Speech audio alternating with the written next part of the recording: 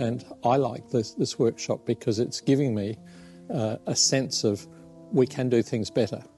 I feel that there's opportunity to move forward in this space of repairing the environment, rebuilding the ecological systems that were here. So I'm quite excited by it.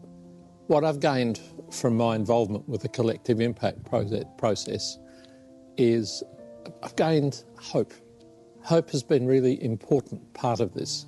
It wasn't obvious to me when we came into it that this is what it would be about, but I think it's something that is really missing from society at the moment.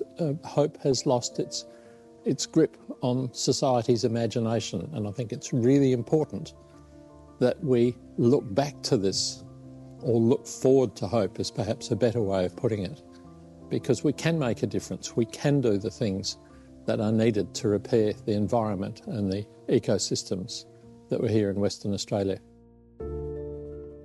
The improvements I'd like to see is leading us on the journey towards hope. And, for example, a motivational speaker who works in the area of a futurist, who looks at how the wheat belt and the farming systems might be in 100 years' time, with a futurist talking about it, is the concept of conservation and agriculture working together. What does that look like in the future? What could we aspire to? What could we be excited about? So I'd like to see somebody speaking about their view of that as part of one of the early introductions to this workshop. Tackling the involvement of First Nations people early on in the process.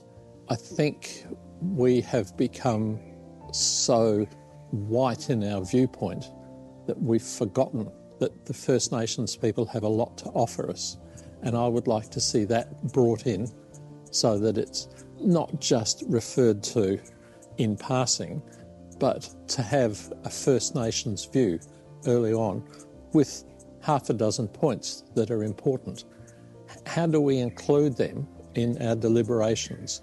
If we're going to make positive changes through collective impact, how do we include First Nations people in that?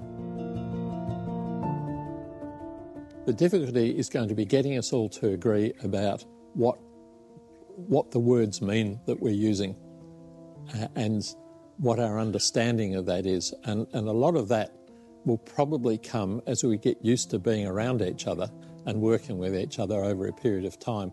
So the challenge for us, the difficulty, is going to be working towards that collective impact and not trying to upset people as we go along.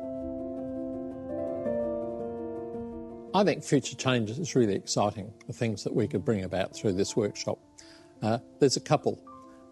The first one is bringing together rural and urban communities, because I think there is such a divide.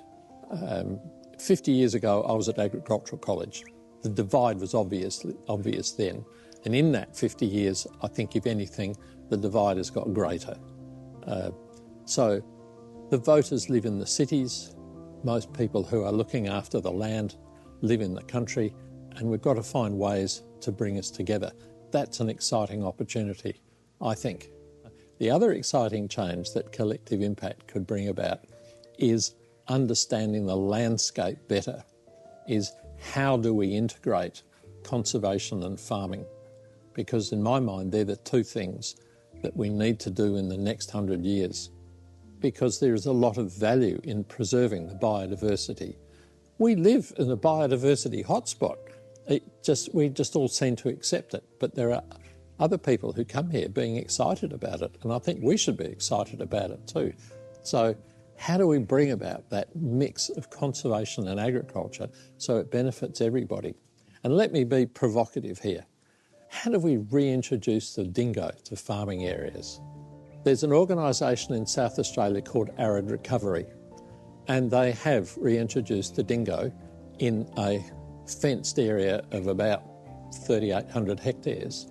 And they put, after the dingoes, I think there were 2 in that area, and they then introduced, after 12 months after the dingoes had been there, they introduced 7 cats and about 5 foxes, I think it was. Within a number of weeks, the dingoes had killed all the foxes, and within a number of months, all the cats were dead, some of them directly as a result of predation by the dingoes. There are the 2 major predators for all the native animals.